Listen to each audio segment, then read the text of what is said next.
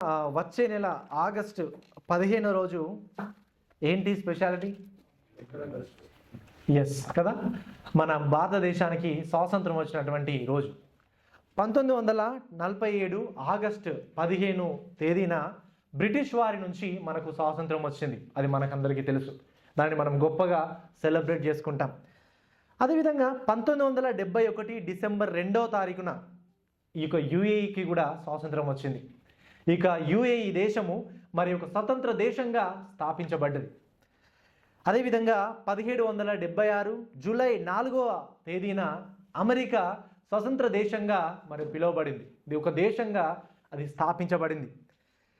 ఈ విధంగా చాలా దేశాలకు తమ యొక్క బానిసత్వం నుంచి బయటపడ్డటువంటి రోజును చాలా గొప్ప పండుగగా వాళ్ళు జరుపుకుంటూ ఉంటారు. ఫర్ ఎగ్జాంపుల్, మనకి యుఏఈలోనే నేషనల్ డే రాగానే ఏమవుద్ది? రోడ్ల పక్కన లైట్స్, మంచి మాల్స్లోనైతే మంచి మంచి స్పెషల్ ఆఫర్స్, రకరకాల పండుగ వాతావరణం అనేది డిసెంబర్లో ఉంటూ ఉంటుంది కదా. అంటే వారి దేశం స్థాపించబడినటువంటి పుట్టినటువంటి ఆ యొక్క రోజును వాళ్ళు గొప్పగా వాళ్ళు జరుపుకుంటూ ఉంటారు కదా. అంటే ఒక దేశం స్థాపించబడడం అంటే, ఒక దేశం మరి బానిసత్వం నుంచి విమోచింపబడడం అంటే చాలా పండగ చేసుకోవాల్సినటువంటి విషయమే కదా. అయితే ఈరోజు మనం చూడబోయేటువంటి వాక్య భాగంలో ఇశ్రాయేలీయులు ఐగుప్తీయుల యొక్క బానిసత్వం నుంచి దాదాపుగా 430 సంవత్సరాలు బానిసత్వంలో ఉన్నటువంటి ఇశ్రాయేలీయులు వారి నుండి బయటకు వచ్చేటప్పుడు ఒక గొప్ప పండుగని దేవుడు చేయమన్నాడు. ఆ పండుగ గురించి ఈరోజు మనము నేర్చుకోబోతున్నాం. నిజంగా దేశానికి స్వాతంత్రం రావడం అనేది సంతోషకరమైనటువంటి విషయమే. కానీ ఈ యొక్క స్వాతంత్రం ద్వారా వచ్చినటువంటి ఈ యొక్క పండుగను గురించి వాళ్ళు చేసుకుంటున్నప్పుడు మరి దానిలో నుంచి మనం ఏం నేర్చుకోవాలి అంటే, ప్రియులరా, మనమందరము కూడా మన పాపాల నుంచి, మన పాపం అనేటువంటి బానిసత్వం నుంచి మనం బయటపడితేనే మనకు కూడా నిజమైన సంతోషం, ఆనందం అనేది మన జీవితాల్లో కూడా ఉంటుంది. ఈరోజు మరి ఇశ్రాయేలీయులు ఐగుప్తుల యొక్క బానిసత్వం నుంచి బయటకు వచ్చినటువంటి సందర్భంగా వాళ్ళు ఏ విధంగానైతే పండుగను చేసుకున్నారో, సెలబ్రేట్ చేసుకున్నారో, ఈరోజు ఈ వాక్యాన్ని వినడం ద్వారా మీరు కూడా ఏ విధంగానైతే దేవుడు మీ పాపాల నుంచి విమోచన అనుగ్రహించాడో ఆ విషయాన్ని మీరు జ్ఞాపకం చేసుకొని ప్రభునందు ఆనందించడానికి, అంత మాత్రమే కాదు, మీరు ఒకవేళ పాపపు యొక్క బానిసత్వంలో ఉంటే ఇకనైనా మీకు పాపపు బానిసత్వం నుంచి బయటకు వచ్చి నిజమైన రక్షణ ఆనందాన్ని మీరు కలిగి ఉండాలనే ఉద్దేశంతో ఈరోజు ఈ యొక్క వాక్యాన్ని నేను మీకు బోధిస్తున్నాను. ప్రియులారా, చూడండి, నిర్గమకాండము 12వ అధ్యాయము 1 నుంచి 28 వచనాలు ఈరోజు మనం వాక్యాన్ని చూడబోతున్నాం. నిర్గమకాండము 12వ అధ్యాయము 1 నుంచి 28 వచనాలు ఈరోజు మనం ధ్యానం చేయబోతున్నాం. ప్రియులారా, గడిచిన 3 ప్రసంగాలలో దేవుడు ఐగుప్తీయుల మీద చూపినటువంటి 10 తెగుళ్ళని గురించి మనం ఆలోచన చేస్తాం. ఈ 10 తెగుళ్ళన్నీ కూడా దేవుడు ఎందుకు అనుగ్రహించాడంటే, ఈ 10 తెగుళ్ళు అనేవి ఐగుప్తీయులు దేవుళ్ళుగా నమ్ముతున్నటువంటి 10 దేవుళ్ళ మీద ఈ తెగుళ్ళు వచ్చాయి. ఎందుకు ఇవి వచ్చాయి అంటే, ఐగుప్తీయులు నమ్ముతున్నటువంటి దేవుళ్ళు, దేవతలు దేవుళ్ళు కాదని, నిజమైన దేవుడు యెహోవానని, ఆయన సర్వశక్తి గలవాడని, సార్వభౌముడు అనేటువంటి విషయాన్ని రుజువు చేయడానికి దేవుడు ఈ తెగులను పంపించాడని మనం చూసాం. అయితే అన్నిటికన్నా ఒక్కొక్క తెగులు వచ్చే కొలది, మొదటి తెగులు, రెండవ తెగులు, మూడో తెగులు వచ్చే కొలది తీవ్రత ఎక్కువగా పెరుగుతుండడం మనం చూసాం. అంటే తీవ్రత, దాంట్లో ఉన్నటువంటి మరి బాధ ఎక్కువ అవుతుండడం అనేది మనం చూస్తూ వచ్చాం. అన్నిటికంటే తీవ్రమైనటువంటి బాధకరమైనటువంటి తెగులు ఏంటంటే చివరి తెగులు, 10వ తెగులు కదా. ఈ 10వ తెగులు గురించి మనం గడిచిన వారంలో కొంత చూసాం. ఈరోజు కొంత చూడడానికి ప్రయత్నం చేద్దాం. తర్వాత ఇంకా వచ్చే వారంలో కూడా ఇంకో కొంత చూడడానికి మనము ప్రయత్నం చేద్దాం. అయితే ఈ యొక్క 10వ తెగులు ఏంటి? మొదటి సంతానము చనిపోవడం. అయితే ఈ యొక్క తెగులు మరి రాకన్నా ముందు దేవుడు ఒక మెమోరియల్గా, ఒక జ్ఞాపకార్థంగా దేవుడు ఒక పండగ చేయమని చెప్పాడు. ఆ పండగ ఏంటంటే పస్కా పండగ. అయితే ఈ పస్కా పండుగ గురించి ఈరోజు మనం వాక్యంలో మనం చూడబోతున్నాం. అయితే మొదటి నుంచి 19 వచనాల వరకు పస్కా పండుగ చేయాలని ఆజ్ఞ ఇవ్వడం మనం చూస్తుంటాం. అంటే పస్కా పండుగ చేయాలని ఆజ్ఞ. తర్వాత 20 నుంచి 28 వచనాల వరకు పస్కా పండుగ చేయడం ఎలా అనేది మనం ఈ యొక్క వచన భాగాల్లో చూస్తాం. అయితే మొదటిది పస్కా పండుగ చేయాలని ఆజ్ఞ. మొదటి నుంచి 19 వచనాలు చూద్దాం. మొదటి వచనం, మోషే అహరోనులు ఐగుప్తు దేశంలో ఉండగా యెహోవా వారితో ఈలాగు సెలవిచ్చెను, నెలలో ఈ నెల మీకు మొదటిది, ఇది మీ సంవత్సరమునకు మొదటి నెల. చూడండి, గమనించండి ఈ మాటలలో ఇశ్రాయేలు జీవితంలో దేవుడు ఒక నూతన ప్రారంభాన్ని వారికి ఇస్తున్నాడు. ఒక నూతన క్యాలెండర్ని వాళ్ళకి ఇస్తున్నాడు. ఒక నూతన మార్పుని వాళ్ళ జీవితాల్లో ఇస్తూ, ఇది ఇంతవరకు మీరు జీవించిన జీవితం ఒకటి, ఇక నుంచి మీరు జీవించబోతున్నటువంటి జీవితం మరొకటి. కాబట్టి ఒక నూతన క్యాలెండర్ వారికి ఇస్తున్నాడు. మొదటి నెల, ఇది మొదటి వారం అని ఒక నూతన క్యాలెండర్ని, ఒక సమయాన్ని ఆయన వారి జీవితాల్లో, ఇశ్రాయేలుల క్యాలెండర్ అక్కడి నుంచి కొత్తగా స్టార్ట్ అవ్వడం కూడా మనం చూస్తుంటాం. ఒక నూతన క్యాలెండర్ని వారికి ఇస్తాం. మీ జీవితాలు మారబోతున్నాయి. 430 సంవత్సరాలు బానిసత్వంలో ఉన్నారు, కానీ ఇప్పుడు మీ జీవితాల్లో నూతన జీవితాలు మీరు కలిగి ఉండబోతున్నారు అని ఒక నూతన క్యాలెండర్ని, ఒక నూతన మార్పుని వారి జీవితంలో, ఒక నూతన కాలాన్ని దేవుడు ఏర్పరచడం మనం చూస్తుంటాం. అందుకనే ఇశ్రాయేలీయులు వాళ్ళ కాలాన్ని ఏ విధంగా కొలుస్తారంటే, పస్కా పండుగ కన్నా ముందు, పస్కా పండుగ తర్వాత అని ఇశ్రాయేలీయులు కాలాన్ని కొలుస్తారు. ఏ విధంగానైతే స్వాతంత్రం రాకముందు, స్వాతంత్రం వచ్చిన తర్వాత అని ఏ విధంగానైతే భారతీయులు మనము కాలాన్ని కొలుస్తామో, ఇశ్రాయేలీయులు పస్కా పండుగ కన్నా ముందు, పస్కా పండుగ తర్వాత అని ఇశ్రాయేలీయులు కాలాన్ని కొలుస్తున్నారంటే, ఈ పండుగ వారి జీవితంలో ఎంత గొప్ప పండుగనో, ఎంత సంతోషకరమైన పండుగనో, ఎంత జ్ఞాపకార్థమైనటువంటి పండుగనో మనము ఈ వచన భాగాల్లో మనకు అర్థమవుతుంది ప్రియులారా. తర్వాత మనం చూస్తే 3వ వచనంలో, మీరు ఇశ్రాయేలీయుల సర్వ సమాజంలో ఈ నెల దశమి నాడు వారు తమ తమ కుటుంబముల లెక్క చొప్పున ఒక్కొక్కడు గొర్రె పిల్లనైనను మేక పిల్లనైనను, అనగా ప్రతి ఇంటికి ఒక గొర్రె పిల్లనైనను ఒక మేక పిల్లనైనను తీసుకొనవలెను. ఆ పిల్లను తినుటకు ఒక కుటుంబము చాలకపోయిన యెడల వాడును వాని పొరుగువాడును తమ లెక్క చొప్పున దానిని తీసుకొనవలెను. ఆ గొర్రె పిల్లను భుజించుటకు ప్రతి వాని భోజనము పరిమితిని బట్టి వారిని లెక్కింపవలెను. నిర్దోషమైన ఏడాది మగపిల్లలను తీసుకొనవలెను. గొర్రెలలో నుండి అయినను మేకలలో నుండి అయినను దానిని తీసుకొనవచ్చును. ఈ నెల 14వ దినము వరకు మీరు దానిని ఉంచుకొనవలెను. తర్వాత ఇశ్రాయేలీయుల సమాజపు వారందరూ తమ తమ కూటములలో సాయంకాలమందు దాన్ని చంపి దాని రక్తము కొంచెము తీసి తాము దాన్ని తిని ఇండ్ల ద్వార బంధము 2 ఆ నిలువు కమ్ముల మీదను పైకమ్మి మీదను చల్లి, ఆ రాత్రియే వారు అగ్ని చేత కాల్చబడిన ఆ మాంసమును పొంగని రొట్టెలను తినవలెను. చేదు కూరలతో దానిని తినవలెను. దాని తలను, దాని కాళ్ళను, దాని ఆంత్రములను అగ్నితో కాల్చి దానిని తినవలెను. దానిలో ఉడకనిదైనను నీళ్లతో వండబడినదైనను తినకూడదు. ఉదయకాలము వరకు దానిలో నీదేదియు మిగిలింపకూడదు. ఉదయకాలము వరకు దానిలో మిగిలినది అగ్నితో కాల్చివేయవలెను. ప్రియులారా, ఈ వచన భాగాల్లో మనము చాలా జాగ్రత్తగా గమనిస్తే, పస్కా పండుగ ఎప్పుడు ఆచరించాలి, పస్కా పండుగ ఎలా ఆచరించాలి, ఎలా ఆహారం తినాలి, అసలు ఎప్పుడు తినాలి అనేటువంటి మాటలని దేవుడు ఈ యొక్క వచన భాగాల్లో రాయించడం మనం చూస్తుంటాం. 3వ వచనంలో చూస్తే ఏమనుంది? 3వ వచనంలో ఒక్కొక్కరికి ఒక్కొక్క పస్కా బలిగా గొర్రె పిల్లైనను మేక పిల్లైనను తప్పకుండా ఉండాలి అని చెప్పాడు. పిల్లల దీన్ని బట్టి మనం ఏం అర్థం చేసుకోవాలంటే, నిజంగా మనందరికీ కూడా తప్పకుండా ఒక క్రయధనంగా ఒక ప్రతినిధి ఉండాలి. మనందరికి బదులుగా ఖచ్చితంగా రక్తము చిందింపబడాలి. ఏ విధంగానే అప్పుడు ఏమని చెప్పాడంటే, ప్రతి ఒక్కరికి మీలో ఒక్కొక్కరికి ఒక్కొక్క గొర్రె పిల్లైనను మేక పిల్లైనను ఉండాలని చెప్పాడు కదా. సో అదేవిధంగా ఇది దేని గురించి తెలియజేస్తా అంటే, ప్రతినిధి, రిప్రజెంటేటివ్, క్రయధనం గురించి తెలియజేస్తుంది. మనందరి పాపాలు క్షమించబడాలంటే మనకు కూడా ప్రతినిధి అవసరం. మన పాపాలు క్షమించబడాలంటే మనందరి స్థానంలో ఒకరు మరణించడం అవసరం అనేటువంటి క్రయదానాన్ని గురించి, ప్రతినిధి గురించి ఈ యొక్క వచన భాగాలు మనకు తెలియజేస్తాయి ప్రియులారా.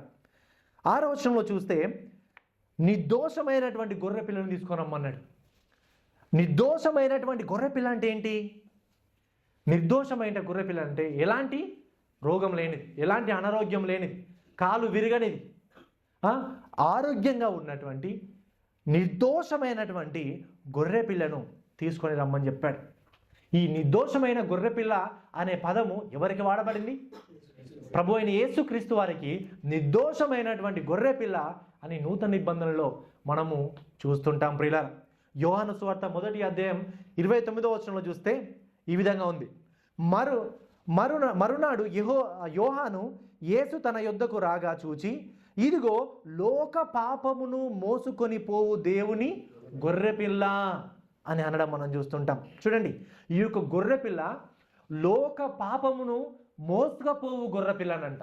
అంటే ఏ విధంగానైతే పస్కా పండుగలో ప్రతి ఒక్క కుటుంబానికి, ప్రతి ఒక్కొక్కరికి ఏ విధంగా గొర్రెపిల్ల ఉందో, వారి ఇశ్రాయేలుకు మాత్రమే కాదు, ఇక్కడ లోక పాపము అంటే ఇశ్రాయేలుకు మాత్రమే కాదు కానీ అన్యజనులైనా, ఇంకా ఇశ్రాయేలు కాకుండా ఇంకా మిగతా జనాంగం అందరూ కూడా, లోకంలో ఉన్న వారందరి యొక్క పాపములను మోసుకుపోయినటువంటి గొర్రెపిల్ల ప్రభు అయిన యేసుక్రీస్తు వారు.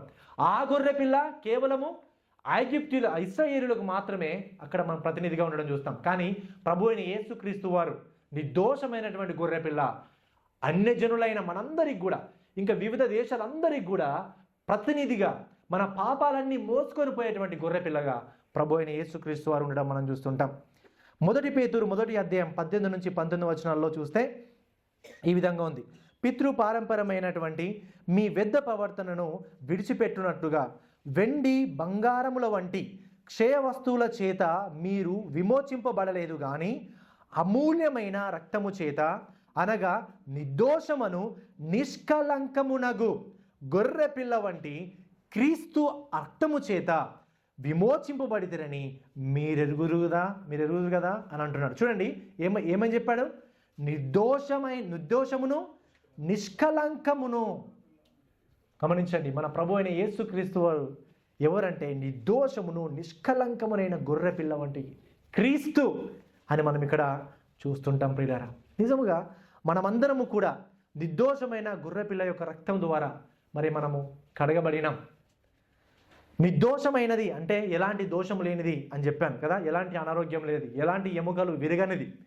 మనం ప్రభు అయిన యేసుక్రీస్తు వారి యొక్క మరణాన్ని గురించి పాత నిబంధనలో చూస్తే ఆయనలో ఒక ఎముక కూడా విరగలేదు అని మనం చూస్తుంటాం కదా. తర్వాత చరిత్రకారులు కూడా చూస్తే ఆయన ఎముకలు కూడా విరగలేదు, మరణించాడు కానీ ఎముకలు విరగలేదు. ఎందుకు అనంటే నిర్దోషమైనటువంటి గొర్రెపిల్ల, ఏ దోషము లేదు, నిర్దోషమైనటువంటి గొర్రెపిల్లగా ప్రభు అయిన యేసుక్రీస్తు వారు ఆయన మనందరి స్థానంలో, ఆయన మనందరి కోసం మరణించడం అనేది మనం ఇక్కడ చూస్తుంటాం ప్రియులారా. నిజంగా ఆయన ఏ పాపం చేయలేదు, ఆయనలో పాపం ఉందని నిరూపించిన వారు ఎవరూ లేరు ప్రియులారా.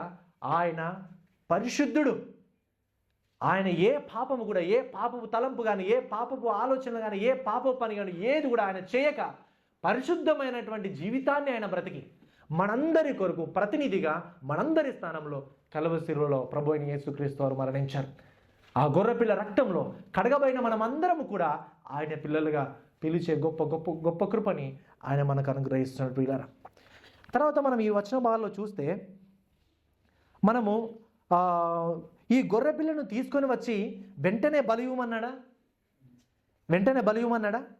ఏమని చెప్పాడు? ఈ వచన భాగాల్లో మనం చూస్తే మొదటి 3 వచనాల్లో ఈ నెల దశమి నాడు వాటిని తీసుకొని రమ్మని చెప్పాడు. తర్వాత మనము 7వ వచనంలో చూస్తే ఏమన్నాడు? ఈ నెల 14వ దినము వరకు. దశమి అంటే 10 కదా. మరి 14 అంటే ఎన్ని రోజులు మధ్యలో? 4 రోజులు ఆ గొర్రెపిల్ల ఎవరితో పాటు ఉంది? ఇశ్రాయేలుతో పాటు ఉంది కదా. వాళ్ళతో పాటు వాళ్ళ కుటుంబంలో ఒకానొక గొర్రెపిల్లగా అది ఉండడం మనం చూస్తుంటాం. ఎందుకు దేవుడు 4 రోజులు మరి ఆ గొర్రెపిల్లను కానీ మేకపిల్లను కానీ వారితో పాటు ఎందుకు ఉంచాడు? అంటే వారు ఈ 4 రోజులు ఆ గొర్రె పిల్లను కానీ మేక పిల్లను కానీ చూస్తున్నప్పుడు వాళ్ళు దానితో అఫెక్షన్స్ పెంచుకుంటారు. 4 రోజులు ఒక గొర్రెను పెంచామంటే అది మనకు ఎమోషనల్గా కనెక్ట్ అవుతుంది. దానికి నీళ్లు పోయడం కానీ, దానికి గడ్డి పెట్టడం కానీ, దానికి ఆహారం ఇవ్వడం కానీ, ఇవన్నీ చేస్తున్నటువంటి క్రమంలో మనకు గొర్రె పిల్లకు మధ్యలో ఒక ఎఫెక్షన్ అనేది ఏర్పడుతుంది. అంత మాత్రమే కాదు, ఈ గొర్రె పిల్లను చూస్తున్నప్పుడల్లా వాళ్ళకు ఏమర్థమవుతుందంటే, ఓ ఈ గొర్రె పిల్ల కొన్ని రోజులలో నా కొరకు నా స్థానంలో మరణించబోతుంది అని వాళ్ళకు గుర్తుకొస్తుంది. ఆ గొర్రె పిల్లని చూసినప్పుడల్లా, వాళ్ళ ఇంటి చుట్టే తిరుగుతున్నప్పుడల్లా, వాళ్ళ ఇంట్లో తిరుగుతున్నప్పుడల్లా వాళ్ళకి ఏం గుర్తుకొస్తుంది? తొందరలోనే ఇంకెన్ని రోజులు, ఇంకా 2 రోజులే, ఇంకా 1 రోజే, రేపే అని వారికి గుర్తుకొస్తుంది. ఈ గొర్రె పిల్ల నా కొరకు నా స్థానంలో మరణించబోతుంది అనేటువంటి అవగాహన దేవుడు వారికి కలగజేయడానికి ఈ యొక్క 4 రోజులని వారితో పాటు ఆ యొక్క గొర్రె పిల్లను ఉంచాడు అనే విషయాన్ని మనం ఇక్కడ అర్థం చేసుకోవచ్చు. ప్రియులారా, నిజంగా అంటే ఇక్కడ ఆ గొర్రె పిల్ల వారి కొరకు ప్రతినిధిగా బలి కాబోతుంది అనే విషయాన్ని వారు తెలుసుకోవాలని దేవుడు ఆశించాడు అనే విషయాన్ని మనం చూస్తుంటాం. ప్రియులారా, అంటే ఈ గొర్రె పిల్ల వారి అందరి పాపాల కొరకు క్రయధనంగా మరణించాలి, చనిపోవాలి అనే విషయాన్ని ఇక్కడ మనం గమనిస్తుంటాం. ప్రియులారా, అదేవిధంగా మనం గమనించినట్లయితే ఇది మనం ఏం ఆలోచించవచ్చు అంటే, ఈ విషయాన్ని బట్టి నిజంగా ప్రభు అయిన యేసుక్రీస్తు వారు కూడా డైరెక్ట్ పరలోకా నుంచి వచ్చి ఆయన వెంటనే శిలువ మీద మరణించలే. పరలోకా నుంచి డైరెక్ట్గా వచ్చి వెంటనే శిలువ మీద నెక్స్ట్ డేనే మరణించాడా? కానీ ఆయన ఏం చేశాడు? 33.5 సంవత్సరాలు ఆయన మనుషులందరితో కలిసి ఆయన బ్రతికాడు, సావాసం చేశాడు, ప్రేమించాడు. వాళ్ళందరూ కూడా ఆయనకు కుటుంబం ఉన్నారు. అనేక శిష్యులు, జనసమూహములు ఆయన వెంబడించాయి. ప్రజలందరూ కూడా ఆయన పట్ల గొప్ప ప్రేమ కలిగి ఉండి ఆయన ఎటు వెళ్తే అటు ఆయన వెంబడించారు. జనసమూహంలో ఆయన వెళ్ళిపోయారు. ప్రజలతో ఆయనకు అఫెక్షన్ ఉంది.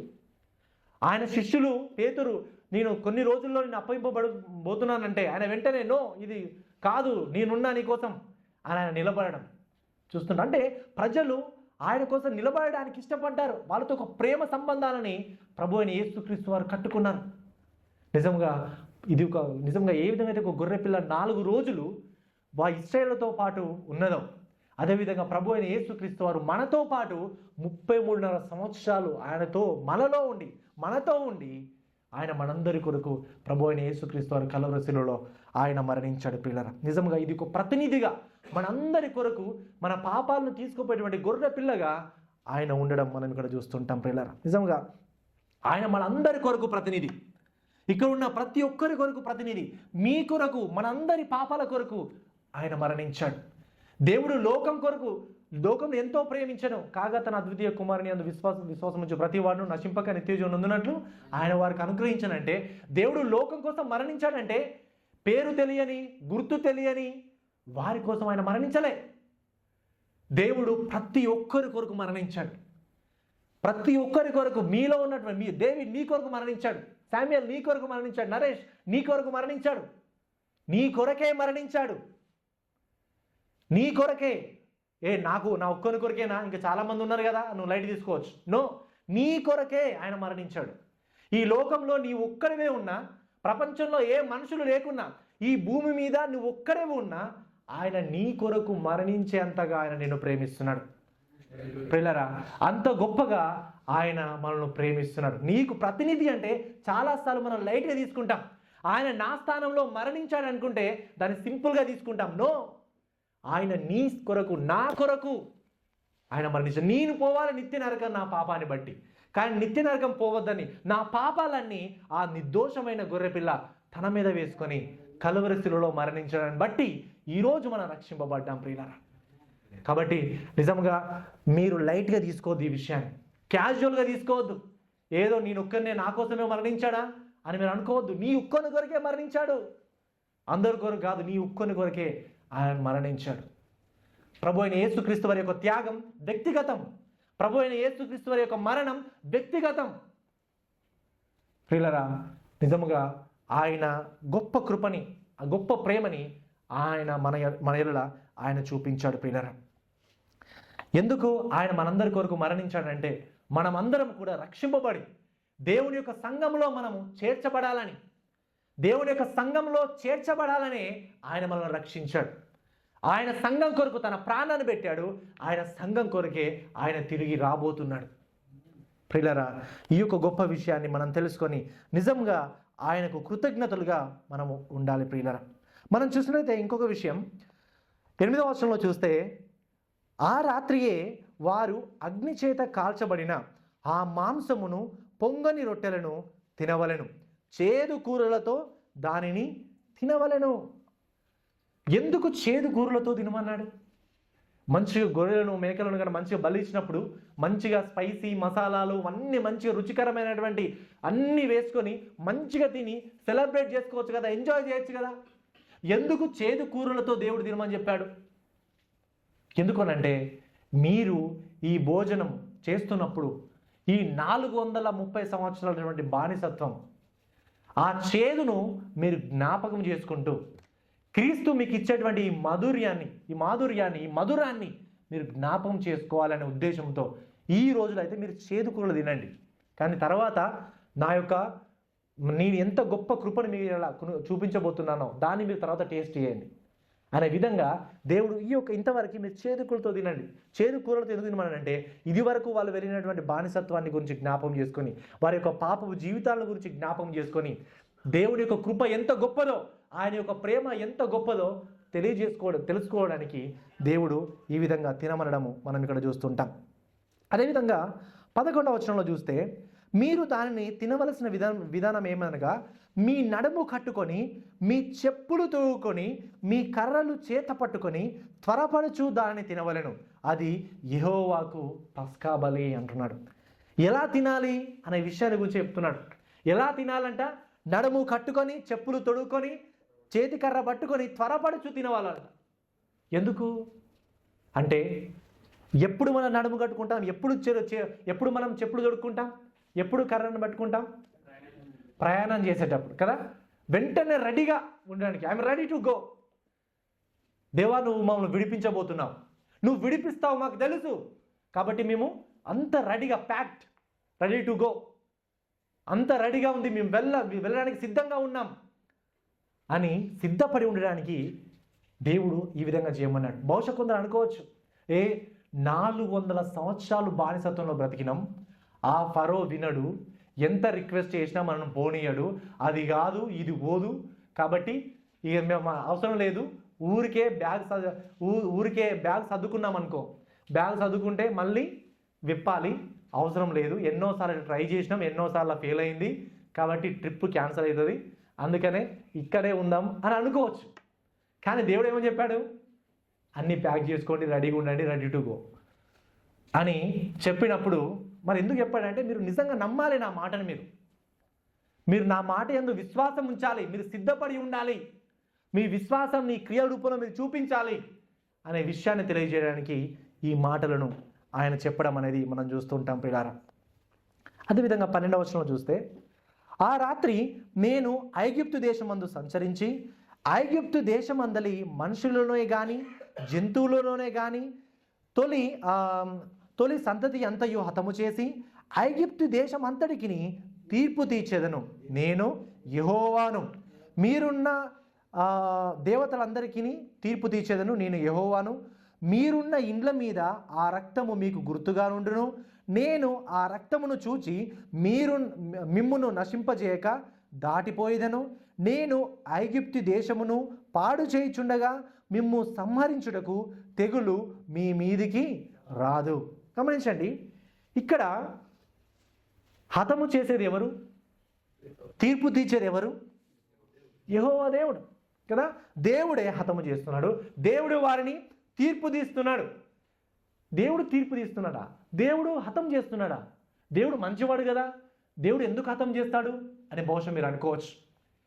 ప్రియులారా, మన దేవుడు పరిశుద్ధుడు, ఆయన న్యాయవంతుడు, పాపానికి తప్పకుండా ఆయన శిక్ష విధిస్తాడు. ఆయన న్యాయవంతుడు కాబట్టి తప్పకుండా న్యాయమైన తీర్పును ఆయన విధిస్తాడు. ఆయన అన్యాయస్తుడు కాదు, ఆయన పాపాన్ని చూసి చూడనట్టు వదిలేసేవాడు కాదు. పాపం అంటే అతనికి అసహ్యం, పాపాన్ని అతడు తప్పకుండా, దేవుడు తప్పకుండా శిక్షిస్తాడు. ఏ పాపాన్ని కూడా శిక్షించకుండా ఆయన వదిలిపెట్టాడు.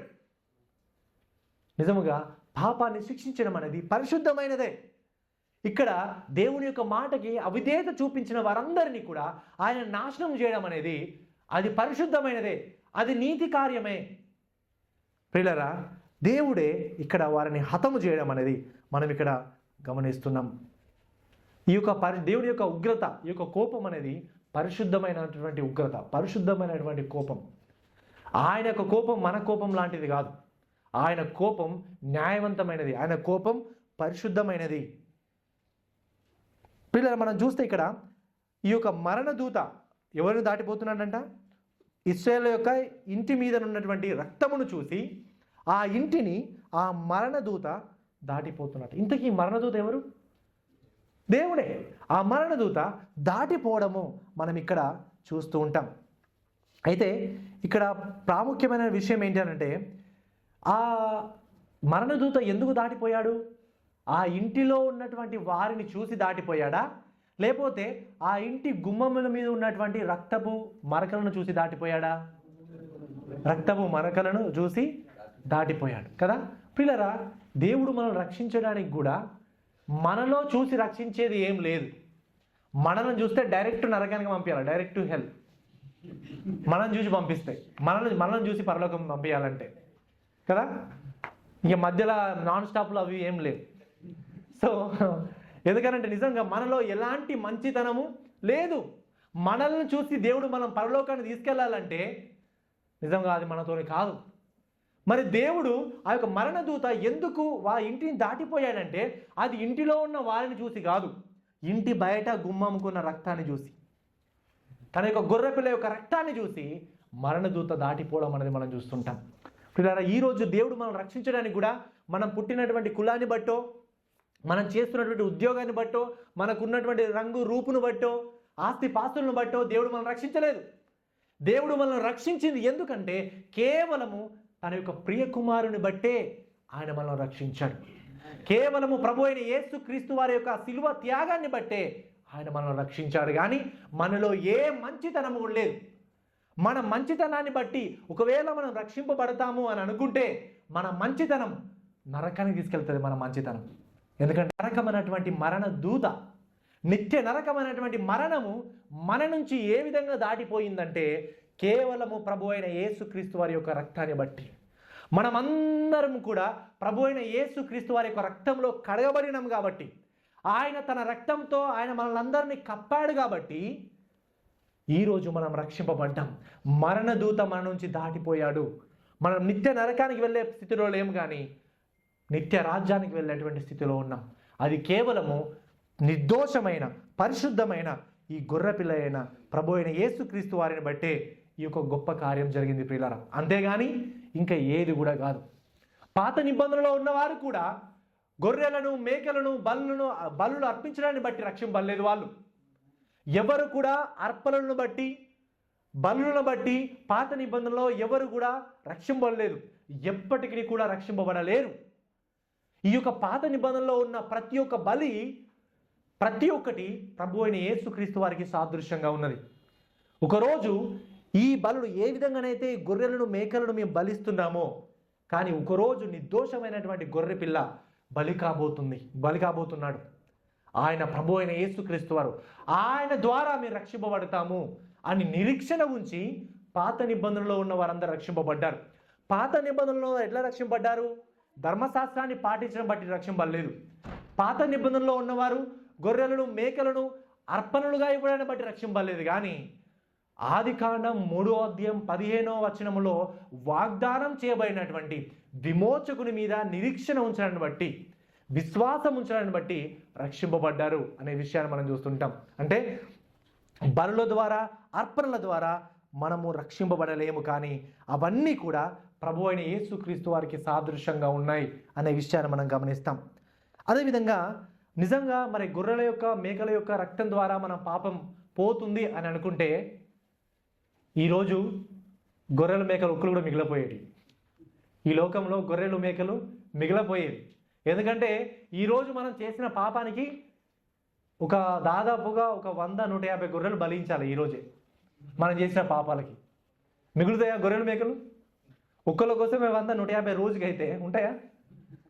కానీ నిజంగా గొర్రెల యొక్క రక్తంలో యొక్క మరి దాని యొక్క గొర్రెల మేకల యొక్క రక్తము మన పాపాలను కడిగివేయదు అనే విషయాన్ని మనం ఇక్కడ గ్రహించాలి. 14వ వచనంలో చూస్తే, కాబట్టి ఈ దినము మీకు జ్ఞాపకార్థమైన దగును, మీరు యెహోవాకు పండుగగా దానిని ఆచరింపవలెను, తరతరములకు నిత్యమైన కట్టడగా దానిని ఆచరింపవలెను. చూడండి, ఇది జ్ఞాపకార్థంగా చేయమంటున్నాడు. ఇది మరి ఈ పండుగను తరతరములు నిత్యమైన కట్టడగా ఆచరింపమంటున్నాడు. మరి ఈరోజు మనము పస్కా పండుగ జరుపుకోవాలా? మరి తరతరములు నిరంతరము నిత్యమైన కట్టడగా ఉండాలని చెప్పాడు కదా. మరి ఈరోజు మనం పస్కా పండుగను జరుపుకోవాలా అంటే కాదు, లేదు, మనం జరుపుకోవాల్సిన లేదు. ఇది కేవలము ఈ యొక్క ఆజ్ఞ కేవలము ఇశ్రాయేలుకు మాత్రం ఇవ్వబడ్డది. ఈ ఆజ్ఞ ఇశ్రాయేలుకు మాత్రం ఎందుకు ఇవ్వబడ్డదంటే వారు ఐగుప్తుల బానిసత్వం నుంచి విమోచింపబడ్డారు కాబట్టి ఈ యొక్క విమోచనను గురించి జ్ఞాపం చేసుకోవడానికి, దేవుని యొక్క విమోచన కార్యాన్ని జ్ఞాపం చేసుకొని తాము రాబోయే జనరేషన్స్కి తరతరాలు, ఒకప్పుడు మేమందరము ఐగుప్తులకు బానిసత్వం నుంచి ఉండేవాళ్ళం, కానీ దేవుడు అనేకమైన మహత్కార్యాలు జరిగించి మా యొక్క పితరులను ఆయన విమోచించాడు అని తెలుసుకొని ఆయన యందు విశ్వాసం ఉంచడానికి దేవుడు ఈ యొక్క పస్కా పండుగను చేయమన్నాడు. కానీ ఇప్పుడు మనం ఇశ్రాయేలు కాదు, మనం ఈ యొక్క పస్కా పండుగను మనం చేయనవసరం లేదు. ఇది మనం చేయడానికి దేవుడు మనకు ఏది కూడా ఆజ్ఞాపించలేదు. ఓకేనా? ఇది మనం చేయొద్దు. అయితే 15వ వచనంలో మనం చూస్తే ఈ విధంగా ఉంది, 7 దినములు పులియని రొట్టెలను తినవలెను, మొదటి దినమున మీ ఇండ్లలో నుండి పొంగనిది పారవేయవలెను, మొదటి దినము మొదలుకొని 7వ దినము వరకు పులిసిన దానిని తిను ప్రతి మనుషుడు ఇశ్రాయేలులో నుండి కొట్టివేయబడును. ఆ మొదటి దినమున మీరు పరిశుద్ధ సంఘముగాను 7వ దినమున పరిశుద్ధ సంఘముగాను కూడుకొనవలెను. ఆ దినముల యందు ప్రతివాడు తినవలసినది మాత్రమే మీరు సిద్ధపరచవచ్చును, అదియుగాక మరి ఏ పనియు చేయకూడదు. గమనించండి, ఇక్కడ మొట్టమొదటిసారిగా సంఘము అనే పదాన్ని మనం ఇక్కడ చూస్తుంటాం. మొట్టమొదటిసారిగా మరి ఇంతవరకు ఆదికాండం నిర్గమకాండంలో మనం చూస్తే మొట్టమొదటిసారిగా సంఘం అనే పదం ఇక్కడ కనబడ్డది. ఈ సంఘము అనే పదానికి గ్రీకు పదం ఏంటంటే, ఇది హీబ్రూలో ఉంది కానీ గ్రీక్ పదం ఏంటంటే ఎక్లేషియా అని అర్థం. ఎక్లేషియా అంటే అర్థం ఏంటంటే కాల్డ్ అవుట్ అని అర్థం. అంటే బయటకు పిలువబడిన వారు, ప్రత్యేకించబడిన వారు, విమోచింపబడిన వారు అని అర్థం. ప్రియులారా, వీళ్ళు ఐగుప్తుల యొక్క బానిసత్వం నుంచి విమోచింపబడి ప్రత్యేకింపబడిన వారు కాబట్టి వీరిని ఎక్లేషియా అని పిలిచారు. అంటే ఎక్లేషియా అంటే విమోచింపబడిన వారు, ప్రత్యేకింపబడిన వారు అని అర్థం. మనమందరం కూడా ఎక్లేషియానే. ఎలా? మనం కూడా మన పాపాల నుంచి మనము విమోచింపబడ్డాం, దేవుని కొరకు ప్రత్యేకించబడ్డాం కూడా. కాబట్టి మనమందరం కూడా ఎక్లేషియా సంఘమే. ఎక్లేషియా అంటే తెలుగులో సంఘం అని అర్థం. ఓకేనా? సో మనమందరం కూడా ఎక్లేషియా సంఘముగా దేవుడు మనందరినీ ఏర్పరిచాడు.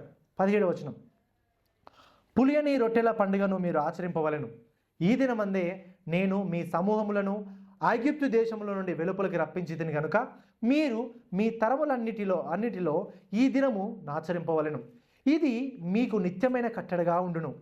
మొదటి నెల 14వ దినము సాయంకాలము మొదలుకొని ఆ నెల 21వ దినము సాయంకాలము వరకు మీరు పులియని రొట్టెలను తినవలెను. 7 దినములు మీ ఇళ్లలో పొంగని దేనియు ఉండకూడదు. పులిసిన దానిని తినువాడు అన్యుడే గాని దేశంలో పుట్టినవాడే గాని ఇశ్రాయేలుల సమాజంలో ఉండక కొట్టివేయబడును. గమనించండి, పులిసిన దానిని తినడము దేవుడు ఎందుకు ఇంత తీవ్రంగా ఖండించాడు? పులిసినది ఎవరైనా తింటే అది ఇశ్రాయేలులైనా అన్యులైనా కూడా వారు ఇక్కడ నుంచి కొట్టివేయబడాలి, మరి ఇక్కడ మనతో ఉండద్దు అని ఎందుకు సీరియస్గా చెప్పాడు పులిసిన దాన్ని అని అంటే? ప్రియులారా, పులిసినది అనేది దేనికి సాదృశ్యం అంటే పాపానికి సాదృశ్యం. పాపం మీలో ఉంటే మీ సమాజాన్ని అంతా కూడా నాశనం చేస్తుంది. కాబట్టి ఆ పాపం చేసిన వారు ఎవరైతే ఉన్నారో వారిని మీలో నుంచి వెలివేయండి అనే విషయాన్ని గురించి మనం గమనిస్తాం. 1 కొరింథీ 5వ అధ్యాయం 7 నుంచి 8వ వచనాల్లో ఈ సందర్భాన్ని గురించే పౌలు గారు మాట్లాడుతూ ఈ మాటలు చెప్పాడు. 7వ వచనం, మీరు పులిపిండి లేనివారు గనుక క్రొత్త ముద్ద అవుటకై ఈ పాతదైన పులిపిండిని తీసి పారవేడి, ఇంతేగాక క్రీస్తు అను మన పస్కా పశువు వధింపబడెను కనుక పాతదైన పులిపిండితోనైనను దుర్మార్గతయు దుష్టత్వమునను పులిపిండితోనైనను కాకుండా నిష్కపట్యమును సత్యమునను పులియని రొట్టెతో పండుగ ఆచరింతము. చూడండి, ఈ మాటలు ఎందుకు మాట్లాడుతున్నాడు? మొదటి వచనం చూడండి, 5వ అధ్యాయం మొదటి వచనంలో ఏమని ఎవరి గురించి మాట్లాడుతున్నాడు? జారత్వము చేసినటువంటి ఒక వ్యక్తి గురించి మాట్లాడుతున్నాడు.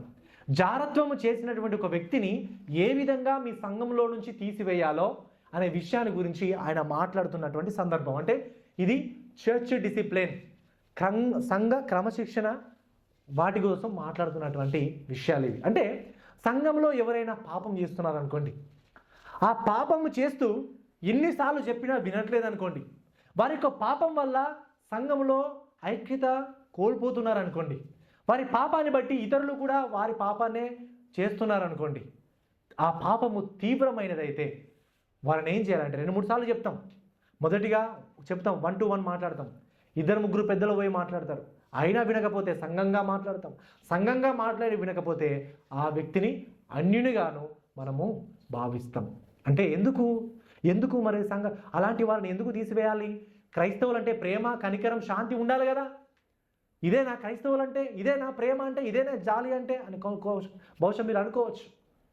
మరి పాపం చేస్తున్న వాళ్ళని ప్రేమించాలి కదా, పాపం చేస్తున్న వాళ్ళని దూరం కొట్టుకోవద్దు కదా, కలుపుకోపోవాలి కదా, అందరినీ కలుపుకోపోవాలి కదా, ఇదే కదా ఐక్యత అంటే అని మనం అనుకోవచ్చు. కానీ మనం అనుకుంటాం, కానీ బైబిల్ అట్లా చెప్పట్లేదు. ఎవరైనా పాపం చేస్తే కరెక్ట్ చేయండి, కరెక్ట్ చేస్తే వింటే ఓకే, వినకపోతే మీలో నుంచి ఆయనను తీసివేయండి అని చెప్తున్నాడు. ఇది తీసివేయమన్నది మనమా, లేకపోతే దేవుని యొక్క వాక్యం చెప్తుందా? దేవుని యొక్క వాక్యం. పులిసిన పిండి కొంత ఉంటే కూడా పులియన పిండితో కలిపితే ఏమవుతుంది? అంతా కూడా పులిసిపోద్ది, అంతా కూడా చెడిపోద్ది కదా. అలాగే సంఘంలో పాపం కూడా అలాంటిదే. ఎవరైనా జారత్వం చేస్తున్నారనుకోండి, జారత్వం చేస్తున్నప్పుడు అందరూ కూడా ఎవరు కూడా పట్టించుకోకుండా, ఎవరు కూడా కన్ఫ్రంట్ చేయకుండా, ఎవరు కూడా అది తప్పు అని చెప్పకుండా అందరు కూడా సరదాగానే ఉన్నారనుకోండి, ఏమవుద్ది? ఓ, ఆయన జారత్వం చేసినప్పుడు ఎవరు పట్టించుకోలే, ఏం కాలేదు, ఎవరేమనలేదు, కాబట్టి నేను కూడా చేస్తా, నేను కూడా వ్యభిచారం చేస్తా అని ప్రజలందరూ కూడా, అంటే సంఘంలో ఉన్న వారు కూడా చెడిపోయే ప్రమాదం ఉంది. ఒకరు తప్పు చేసినప్పుడు ఆ తప్పు మరి కన్ఫ్రంట్ చేయబడకపోతే, ఆ తప్పును తప్పు అని ఇతరులు చెప్పకపోతే ఎదుటి వాళ్ళు చేసేటువంటి ప్రమాదం ఉంది. తద్వారా సంఘంలో అందరూ కూడా పాపాన్ని పాటించేటువంటి ప్రమాదం ఉంది. అందుకని దేవుడు సంఘ క్రమశిక్షణ, చర్చ్ డిసిప్లిన్ని దేవుడు ఏర్పరిచాడు. పులిసినది కొంచెం ఉంటే అంతా చేయకూడదు. పాపం చేస్తున్న వాళ్ళు ఎవరైనా 2-3 ఉంటే సంఘంలో అందరూ కూడా చెడిపోతారు. కాబట్టి వాళ్ళని సరిచేయండి, మీరు నుంచి తీసివేయండి అని దేవుని యొక్క వాక్యం అనేది చెప్తున్నది. ఇది మంచిదే, ఇది మనం ఇదేనా ప్రేమ, క్రైస్తవ ప్రేమ, ఇదేనా జాలి అని మనం అనుకోవచ్చు. కానీ అదే ప్రేమ, క్రైస్తవ ప్రేమ, దీనిలోనే ప్రేమ ఉంది. ఏంటి దానిలో ప్రేమ? సహోదరుడా, నువ్వు పాపం చేస్తున్నావు, దయచేసి పాపం మానుకొని వస్తే బాగుంటుంది, లేకపోతే నువ్వు సంఘాన్ని చెడగొడతావు, అదేవిధంగా అది నీకు కూడా మంచిది కాదు, నీ ఆత్మకు కూడా మంచిది కాదు, దయచేసి సహోదరుడా మా యొద్ద నుండి దూరంగా వెళ్ళు అని చెప్పే విషయం కూడా మంచిదే. అది దానిలో ప్రేమ ఉంది, దానిలో ప్రేమ ఉంది. కానీ ఒక వ్యక్తి పాపం చేస్తున్నా కూడా ఆ పాపం చేస్తున్న వ్యక్తిని సరి చేయకుండా ఉంటే దానిలో ప్రేమ ఉందా? నా పిల్లలు పుట్టాను, నా కొడుకున్నాను అనుకోండి, సిగరెట్, మందులు ఇవన్నీ కూడా తాగుతూ, బీర్స్ అవి అన్నీ కూడా తాగుతున్నాడు అనుకోండి, నేను ఒక్క మాట కూడా అనట్లేదు, సినిమాలు అవి తిరుగుతున్నాడు, నేను ఒక్క మాట కూడా అనట్లేదు. నా కుమారుని ఏమని అంటే బాధపడతాడు, నా కుమారుని అంటే ఆయన మీద ప్రేమ లేదనుకుంటాడు, కాబట్టి నేనేమన్నా అని వదిలిపెడతామా? నీ కొడుకు మీద ప్రేమ ఉంటే నువ్వేం చేస్తావు? సరి చేస్తావు. చెప్తే వింటే ఓకే, వినకపోతే ఎవరో అన్నారు వెనకాల కొట్టేస్తారన్నారు కదా. ఎలాగలా బుద్ధి చెప్తాం కదా, సరి చేస్తాం, బుద్ధి చెప్తాం. సంఘంలో కూడా అదే, పాపము చేస్తున్నప్పుడు ఎవరైనా ప్రేమతో సరి చేస్తాం, వినకపోతే సంఘంలో నుంచి వారిని కొంచెం దూరంగా పెడతాం. దీనిలో ప్రేమ ఉన్నది, దీనిలో ప్రేమ వ్యక్తమవుతుంది అనే విషయాన్ని మనం గమనించాలి ప్రియులారా. అందుకే దేవుడు ఈ సంఘ క్రమశిక్షణ పెట్టాడు. ఇది మొదటిది, అంటే పస్కా పండుగ చేయాలి అని దేవుడు ఆజ్ఞాపించాడు, ఇది మొదటిది. రెండవదిగా పస్కా పండుగ చేయడం ఎలా అంటే పస్కా పండుగ చేయడం గురించి మనం 20 నుంచి 30 వచనంలో చూస్తాం. 20 వచనం, మీరు పులిసినదేదియు తినక మీ నివాసములన్నిటిలో పులియని వాటినే తినవలెనని చెప్పుమనెను. కాబట్టి మోషే ఇశ్రాయేలుల పెద్దలందరినీ పిలిపించి వారితో ఇట్లనెను, మీరు మీ కుటుంబముల చొప్పున మందలో నుండి పిల్లను తీసుకొని పస్కా పశువును వధించుడి. మరియు ఇస్సోపు కుంచె తీసుకొని పల్లెములోనున్న రక్తములో దాన్ని ముంచి ద్వారబంధకపు పైకమ్మికిని 2 నిలువు కమ్ములకును పల్లెములోని రక్తమును తాకింపవలెను. తర్వాత మీలోనెవరును ఉదయము వరకు తన ఇంట ద్వారము నుండి బయలు వెళ్ళకూడదు. యెహోవా ఐగుప్తులను హతము చేయుటకు దేశ సంచారము చేయుచు బంధపు పైకమ్మి మీదను 2 నిలువు కమ్ముల మీదను ఉన్న రక్తమును చూచి యెహోవా ఆ తలుపును దాటిపోవును. మిమ్ము హతము చేయుటకు మీ ఇండ్లలోనికి సంహారకుని చొరనీయడు. గమనించండి, ఈ వచన భాగాల్లో మనం చూస్తే పస్కా పండుగను అసలు ఎలా చేయాలో ఆయన డీటెయిల్గా వివరించడం అనేది మనం ఇక్కడ చూస్తుంటాం. అంటే పులిసినది మీరు తినవద్దని చెప్పాడు. తర్వాత పస్కా పశువును వధించిన తర్వాత దాన్ని ఎలా వధించాలో, ఎలా తినాలో, దాని రక్తంతో ఏం చేయాలో, దాని రక్తంతో ద్వారబంధకములకు రాయాలి అని ఇవన్నీ కూడా సూచనలు ఈ యొక్క వచనాలలో ఆయన ఇచ్చాడు.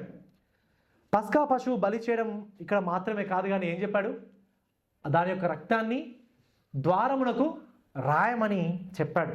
అంటే ఇక్కడ కూడా మనం ఏంటంటే వాళ్ళు నమ్మాలి, దేవుడు విడిపిస్తాడు అని నమ్మాలి, ఈ కార్యం బట్టి దేవుడు మనల్ని రక్షిస్తాడు అని నమ్మాలి, వారిలో విశ్వాసం చూపించాలి, వాళ్ళు విశ్వాసం అనేది వ్యక్తం కావాలి. కాబట్టి ఒక క్రియను చేయమన్నాడు.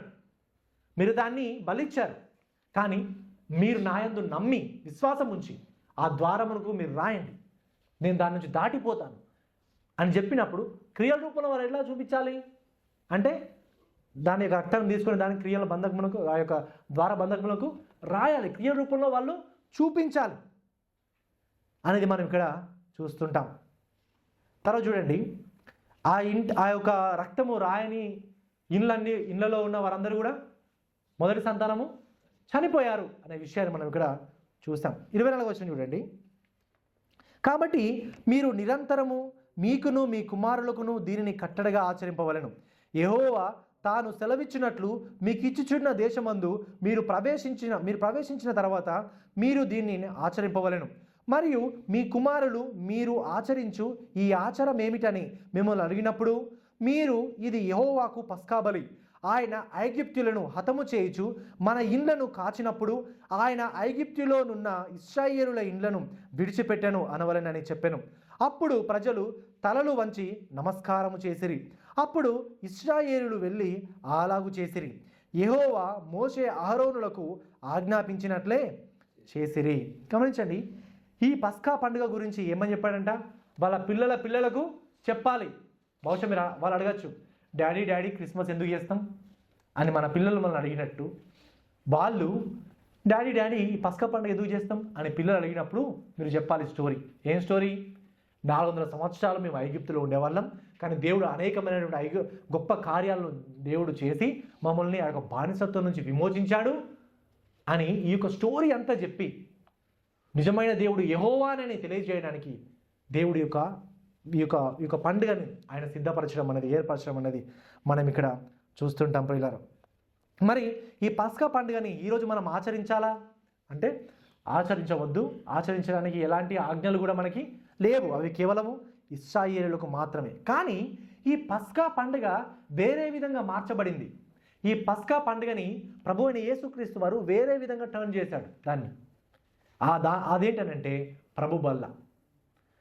ఈ ప్రభు బల్లగా ప్రభు అయిన యేసుక్రీస్తు వారు ఈ పస్కా పండుగను ఆయన మార్చడం మనం ఇక్కడ చూస్తుంటాం ప్రియులారా. అందుకనే లూకాసు సువార్త 22వ అధ్యాయం 19వ వచనంలో చూస్తే, పిమ్మట ఆయన ఒక రొట్టె పట్టుకొని కృతజ్ఞతలు చెల్లించి దాన్ని విరిచి వారికిచ్చి, ఇది మీ కొరకు ఇవ్వబడిన నా శరీరము, నన్ను జ్ఞాపకం చేసుకున్నట్టుకు దీనిని చేయుడని చెప్పాను. మత్తయి సువార్త 26, 28 నుంచి 29 వచనాల్లో కూడా ఈ యొక్క విషయాన్ని మనం చూస్తుంటాం. ఇది నా రక్తము అనగా పాప క్షమాపణ నిమిత్తము అనేకుల కొరకు చిందింపబడుతున్నటువంటి నిబంధన రక్తము. నా తండ్రి రాజ్యంలో మీతో కూడా నేను ఈ ద్రాక్షరసము కొత్తదిగా త్రాగు దినము వరకు ఇకను దాన్ని తాగనని మీతో చెప్పుచున్నానను. గమనించండి, ప్రభు అయిన యేసుక్రీస్తు వారు తాను సిలువకు అప్పగింపబడకన్నా ముందు, మనం 1 కొరింథీ 11వ అధ్యాయం 23 నుంచి 29 వచనాలు ఇంతకుముందు నాయుడు గారు చదివినటువంటి వచన భాగంలో చూస్తే, తాను అప్పగింపబడకన్నా ముందు రాత్రి తన శిష్యులందరినీ కూడా ఆయన కూర్చుకొని ఒక రూమ్లో ఒక మేడ గదిలో అందరినీ సమకూర్చాడు. ఆ రోజు ఏంటి తెలుసా? ఆ రోజు ఏ పండుగ? పస్కా పండుగ. ఆ రోజు పస్కా పండుగ రోజు తన శిష్యులందరినీ సమకూర్చుకొని వారితో ఈ యొక్క మాటలు చెప్పాడు. ఏంటి? 1 కొరింథీ 11వ అధ్యాయం చూస్తే ఆయన యొక్క శరీరాన్ని గురించి, ఆయన మరణాన్ని గురించి, ఆయన పునరుత్థానాన్ని గురించి ఆయన వారితో మాట్లాడుతూ, దానికి సాదృశ్యంగా ఈ యొక్క రొట్టెను ద్రాక్షరసమును ఇచ్చి ఈ ప్రభు బల్లను ఫర్ ద ఫస్ట్ టైం ఆయన ప్రభు బల్లని ఇవ్వడం అనేది మనం ఇక్కడ చూస్తూ ఉంటాం ప్రియులారా. అంటే పస్కా పండుగ రోజే, ఆ పస్కా పండుగ దేనికి సాదృశ్యంగా ఉంది? మనందరి కొరకు గొర్రె పిల్ల వధించబడబోతుంది అని ఇశ్రాయేలు జరుపుకున్నారు. కానీ ఇప్పుడు మనం ఏం జరుపుకోవాలంటే, మనందరి కొరకు నిర్దోషమైన పరిశుద్ధమైనటువంటి గొర్రెపిల్ల అయిన ప్రభు అయిన యేసుక్రీస్తు వారు ఆల్రెడీ అందరి కొరకు ఒకేసారి ఆయన మరణించాడు అని జ్ఞాపకం చేసుకొని ఈరోజు మనం ప్రభు బల్ల చేసుకోవాలి. అర్థమవుతుందా? పస్కా పండుగకి ప్రభు బల్లకు ఉన్నటువంటి కనెక్షన్ ఏంటంటే, వాళ్ళు గొర్రెపిల్ల మా కోసం మరణించి మనం విడుదల కాబోతున్నారు వాళ్ళని నమ్మారు. కానీ మనం ఏం నమ్మారంటే, ఆల్రెడీ నిర్దోషమైన ప్రభు అయిన యేసుక్రీస్తు వారు ఆయన మరణించారు, ఆయన యందు విశ్వాసం ఉంచడం ద్వారా మనకు రక్షణ అనే విషయాన్ని జ్ఞాపం చేసుకొని ప్రభు వల్లని మనం చేయడం అనేది ఇక్కడ మనం చూస్తుంటాం ప్రియులారా. ఇక్కడ మనం చూసినట్లయితే ఆది కాండంలో దేవుడు తినవద్దు అని చెప్పినటువంటి పండును తిన్నప్పుడే స్టార్ట్ అయింది ఈ గొడవ. దేవుడు ఆది కాండంలో ఏమని చెప్పాడు? మీరు 2 చెట్లను ఇచ్చాడు, కానీ మంచి తెలివిని జ్ఞానం ఇచ్చే చెట్టు ఇంకోటి ఏంటి? జీవవృక్ష ఫలం కదా. ఈ యొక్క దేని నుంచి తినమన్నాడు? జీవవృక్ష ఫలాలు తినొచ్చు, కానీ దేని నుంచి తినొద్దు కదా. మంచి చెడునిచ్చే ఆ యొక్క చెట్టు నుంచి తినొద్దు అని చెప్పాడు. కానీ మన వాళ్ళు ఏం చేశారు? దాని నుంచే తిన్నారు. ఏది తినాలో అది తినలేదు, ఏది తినొద్దో దాన్నే తిన్నారు. అప్పటి నుంచి స్టార్ట్ అయ్యి ఈ ప్రాబ్లమ్స్ అన్నీ స్టార్ట్ అయింది. కానీ ఇప్పుడు ఈ యొక్క పస్కా బలి ఏమన్నా తెలుసా? దీని నుంచి తినండి. ఇప్పుడు నేను తినమన్నది మీరు తినలేదు, పెద్ద ప్రాబ్లం చేసి క్రియేట్ చేసి పెట్టారు. ఇప్పుడు మీరు ఈ పస్కా బలిని మీరు తినండి, ఓకేనా? ఇప్పుడు మీరు తింటున్నారు కదా, కానీ ఒకరోజు జ్ఞాపం చేసుకోండి, ఒకరోజు రాబోతుంది, నేను మరలా రాబోతున్నాను, మిమ్మల్ని అందరినీ సమకూర్చబోతున్నాను, మీరందరితో పాటు నేను మరలా విందు చేయబోతున్నాను, మరలా మీతో పాటు కలిసి ఆ విందు చేసేంత వరకు అంటున్నాడు. చూడండి ఈ యొక్క 29వ వచనంలో, ఆ ద్రాక్షారసం నేను మీతో కూడా ద్రాక్షారసము కొత్తదిగా తాగు దినము వరకు ఇకను దానిని తాగనని మీతో చెప్పుచున్నాను అన్నట్టు. ఒకరోజు రాబోతుంది, ఆ రోజు మీ అందరితో కలిసి నేను గొప్ప మీల్ చేయబోతున్నాను, గొప్ప విందును చేయబోతున్నాను అని ప్రభు అని యేసుక్రీస్తు వారు చెప్పడం అనేది ఈ యొక్క వచన భాగాల్లో మనం గమనిస్తాం ప్రియులారా. నిజంగా ఆ రోజు మనం ఏం చేస్తామంటే, ప్రభు అని యేసుక్రీస్తు వారందరితో మనందరం డైనింగ్ టేబుల్ మీద కూర్చుంటాం. ఆయన మనతో పాటు కూర్చుంటాడు. ఇక్కడ ప్రభు అని యేసుక్రీస్తు వారికి ఇలా కూర్చుంటే మనం అందరం కూడా డైనింగ్ టేబుల్ మీద అందరం కూర్చొని ఆయనతో మంచిగా మాట్లాడుకుంటూ, సరదాగా మాట్లాడుకుంటూ, ఎంజాయ్ చేస్తూ, మన దేవుడిని స్తుతిస్తూ అందరం కూడా కలిసి భోజనం చేయబోతున్నాం. ఒక్కసారి ఇమాజిన్ చేయండి, ఈ ప్రపంచంలో ఉన్నటువంటి విశ్వాసులు అందరూ కూడా ఒక పెద్ద డైనింగ్ టేబుల్ మీద ఇట్లందరూ కూర్చొని ప్రభు అయిన యేసుక్రీస్తు వారు ఇక్కడ ఉన్నారు, అందరు కూడా డైనింగ్ చేస్తున్నాం, తింటున్నాం. ఎట్లుంటుంది సిచ్యువేషన్ కదా? మహా అద్భుతమైనటువంటి గొప్ప సంఘటన కదా. అప్పుడు నిజంగా మనకు ఏ కన్నీరు ఉండదు, ఏ బాధ ఉండదు, ఎలాంటి రోగం ఉండదు, ఎలాంటి కరోనా వైరస్ ఉండదు, ఎలాంటి టెన్షన్స్ ఉండవు, ఎలాంటి ఉద్యోగంలో బాధలు సమస్యలు ఏమి కూడా ఉండవు. ఆ రోజు ప్రభు అయిన యేసుక్రీస్తును చూస్తూ సంతోషంతో ఆయన ఆరాధించబోతున్నాం, స్తుతించబోతున్నాం. గొప్ప సంతోషాన్ని ఆయన మనకు అనుగ్రహించబోతున్నాడు ప్రియులారా. నిజముగా ఆ రోజు కోసం మన నిరీక్షణ కలిగి ఉండాలి. ఈ మిగిలిన జీవితం దాని కొరకు బ్రతకాలి ప్రియులారా. ఒకరోజు నేను ఆయనను చూడబోతున్నాను, ఒకరోజు ఆయనతో నేను ఉండబోతున్నాను అనేటువంటి నిరీక్షణతో ఈ మిగిలి ఉన్న జీవితాన్ని మనం అందరం కూడా బ్రతకాలి. దానికోసం మనం పవిత్రపరచుకోవాలి, శుద్ధి చేసుకోవాలి ప్రియులారా. ఈ పస్కా పండుగ కేవలం రక్షణ కోసం మాట్లాడడం లేదు, కేవలం దానికోసమే కాదు, పరిశుద్ధత కోసం కూడా మాట్లాడుతుంది. అందుకనే పులిసిన దానిని మీ దగ్గర నుండి తీసివేయమని చెప్పాడు. అంటే ఈ పస్కా పండుగ రక్షణను మాత్రమే జ్ఞాపకం చేయకుండా పరిశుద్ధతను కూడా జ్ఞాపకం చేస్తుంది. రక్షింపబడ్డ మనం అందరం కూడా పరిశుద్ధతలో ఎదగాలి అనే సత్యాన్ని జ్ఞాపకం చేస్తుంది. పులిసినది ఏది మనలో ఉండద్దు, పాపం ఏది కూడా మనలో ఉండద్దు. మనం అనుదినం వాక్యపు వెలుగులో మన జీవితాలను పరిశుద్ధపరచుకుంటూ దేవుని యొక్క సహాయంతో పరిశుద్ధతలో మనం ఎదగాలి అని దేవుడు ఆశిస్తున్నాడు. పిల్లరా, మనం ఇంకా కూడా చూసినట్లయితే మత్తయి సువార్త 26వ అధ్యాయంలో మనం చూస్తే ఇంతవరకే మనం చూసుకున్నాం. నా తండ్రి రాజ్యంలో నేను మీతో కూడా నేను ఈ ద్రాక్షాసము కొత్తదిగా తాగు దినము వరకు ఇకను దాన్ని తాగనని మీతో చెప్పుచున్నాను. యోహాను సువార్త మనము చూస్తే 6వ 53, 54 వచనాల్లో కావున యేసు ఇట్లనెను, మీరు మనుష్య కుమారుని శరీరమును తిని ఆయన రక్తము తాగితేనే కానీ మీలో మీరు జీవము గలవారు కారు. నా శరీరము తిని నా రక్తము తాగువాడే నిత్య జీవము గలవాడు, అంత్య దినమున నేను వానిని లేపుదును. నిజంగా ఆయన శరీరం తినడం, ఆయన రక్తాన్ని తాగడం అంటే అర్థం ఏంటి? లిటరల్గా ఆయన శరీరమును తిని రక్తము తాగడం కాదు ఇక్కడ ఉద్దేశం. ఆయన విశ్వాసం ఉంచడం అని అర్థం. ఆయన మరణం మీద, ఆయన పునరుత్థానం మీద నమ్మిక ఉంచడం అని అర్థం. ఎవరైతే ఆయన యందు విశ్వాసం ఉంచుతారో వారితో పాటు ఆయన భోజనం చేస్తాడు. పిల్లల, బహుశా మీలో కొందరు ఇంకను కూడా ప్రభు అయిన యేసుక్రీస్తు యందు విశ్వాసం ఉంచలేదు కావచ్చు, ఇంకను మీరు పాపంలోనే బ్రతుకుతున్నారు కావచ్చు, ఇంకను రహస్యంగా మీరు పాపాలు చేస్తున్నారు కావచ్చు. దయచేసి ప్రియులారా, ఈరోజే దేవుని దగ్గర మీరు వచ్చి పాపాలు ఒప్పుకోండి. మీరు ఒకవేళ ఆ మహావిందులో మీరు ఉండకపోతే ఎక్కడ ఉంటారో తెలుసా? నిత్య నరకంలో ఉంటారు. రెండు మార్గాలు.